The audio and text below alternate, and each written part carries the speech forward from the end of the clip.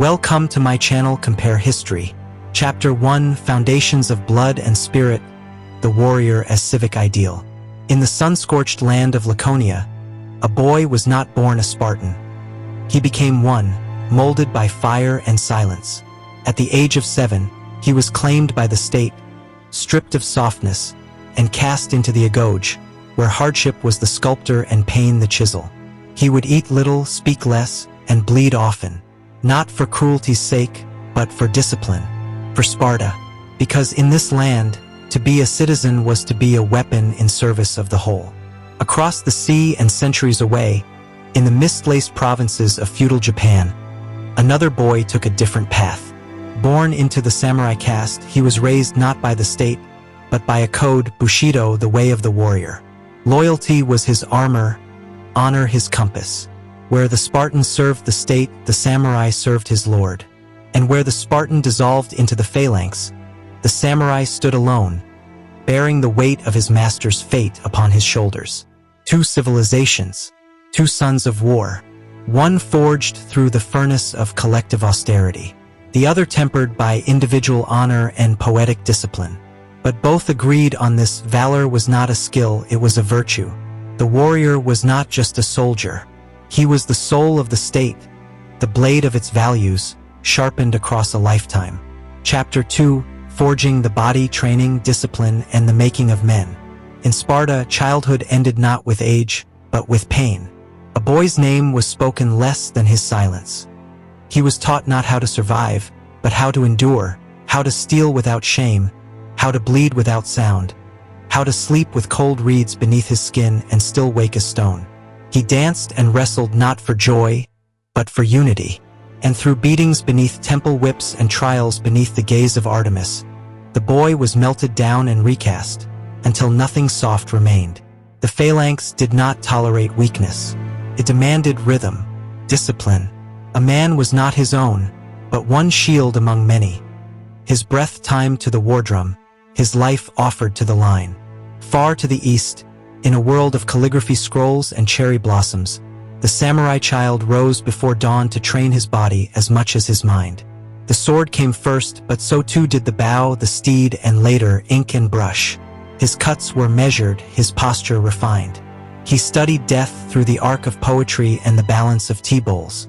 And even in peace, he trained, because death did not knock with warning, and a warrior who slumbered in softness shamed his name. Where the Spartan was forged in collective fire, the samurai was honed in personal silence. One learned to disappear into the ranks, the other to stand alone in perfect readiness.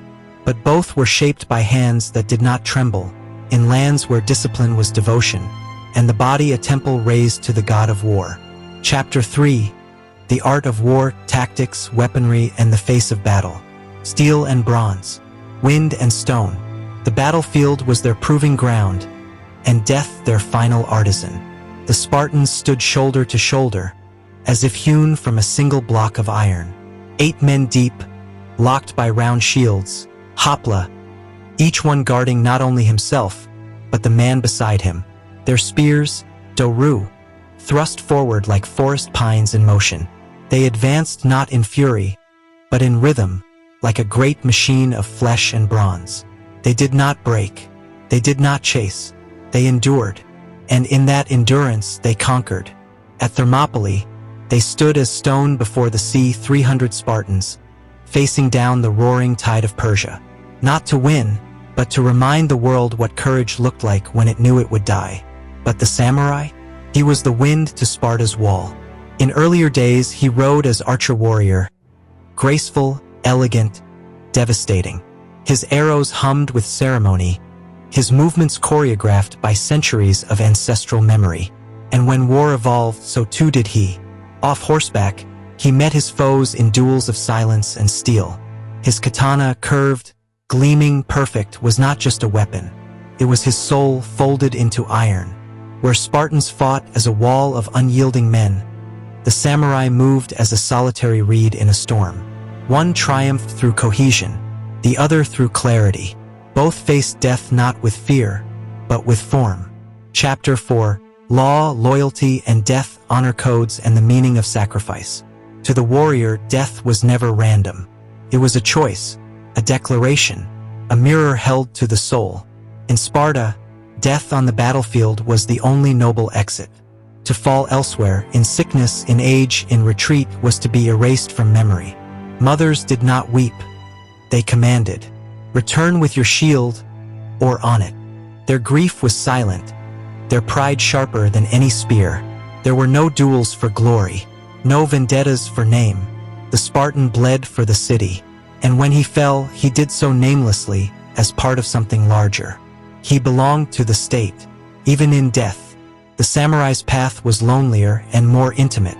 For him, death could come not just in combat, but by his own hand. Seppuku, ritual suicide, was an act of honor, not despair. It was redemption through agony, a clean cut to erase a stain. Before the blade entered the belly, he composed poems. Words, then steel. And when it was done, a trusted comrade stood by to end it swiftly. To the samurai, to live without honor was a fate worse than death. And in choosing death, he became the master of his own legacy. One warrior died for the many, the other died to preserve the self. And both, though from different winds, taught that true courage is not found in survival, but in sacrifice. Chapter 5. Gods and Ghosts, Belief, Ritual, and the Warrior's Soul. No warrior lives without gods, and no blade is lifted without whispers from the divine. In Sparta, the gods were many, but none more present than Artemis Orthia. Her sanctuary was not a place of peace, but of trial. Boys were whipped before her altar, not in punishment, but in offering. Pain was proof of devotion. War was not waged alone, but under the gaze of deities who demanded discipline and valor. Festivals were not frivolous. They were echoes of war, dressed in rhythm and competition. To fight well was to live rightly. To die bravely was to ascend with honor. But in Japan, the heavens murmured differently. There, the samurai lived in a tapestry of belief, threads of Shinto, Zen Buddhism, and Confucian thought. The kami watched from trees and streams. Ancestral spirits moved in silence, and Zen monks taught that death was but a passing shadow. Meditation sharpened the mind like the blade. Detachment was strength. Strike without hate. Die without regret. The katana was not only steel. It was spirit, forged through fire and prayer, a reflection of the warrior's inner world. The Spartan stood beneath the eyes of thunderous gods. The samurai looked inward and found stillness. One met death among shouting heavens. The other greeted it in silence. Chapter 6. Women, Society, and the Warrior's World Beyond Battle. Even the strongest blade is shaped at the forge. And every warrior, whether in Sparta or in Japan, was forged not only by hardship, but by the hands of women. In Sparta, women were not veiled shadows. They were bold, educated, fierce in voice and mind. They ran estates, owned land, and bore sons for war, not as victims, but as venerated figures in a martial society. Their tongues could shame the coward and raise the brave. They were the keepers of Spartan steel, even if they never lifted it. A Spartan mother did not mourn in tears. She mourned in silence, in strength. Her pride was her grief. In Japan, the world of women was quieter, more bound by codes. And yet, within those constraints, they wielded power in subtler strokes. They arranged alliances, guarded family honor, and in rare moments, like the warrior Tomo Guzan, they too rode into battle, fearless beneath the rising sun. Most, though, endured through patience, loyalty, silence. They bore the weight of their clan's name, not with swords, but with dignity. In both cultures, the warrior's path was laid not only by generals and gods, but by the unseen labor of women. They did not march at the front, but the war passed through their lives all the same. Chapter 7. Collapse and Legacy. When the warrior ceases to rule, all empires fade, all blades dull. Even the greatest warriors must yield to time. Sparta, once the terror of Greece, fell not by sword, but by its own weight. After victory came pride, and pride bred complacency. The Helots rebelled. The Thebans shattered Spartan dominance at Leuctra. and what had once been an invincible military machine dissolved into the dust of politics and memory. By the Hellenistic age, Sparta no longer shaped warriors. It recited tales of the ones it had lost. The samurai's twilight came more slowly, stretched across centuries. As Japan stabilized under Tokugawa rule, the battlefield grew distant. Samurai became administrators, poets, men of letters. The sword was still worn, but more as symbol than tool. Then came the Meiji Restoration, a modern army, a modern world. The samurai class was dissolved, their stipends cut, their blades forbidden. Their time had passed, and yet they remain. The Spartan lives on in our myths of discipline and valor.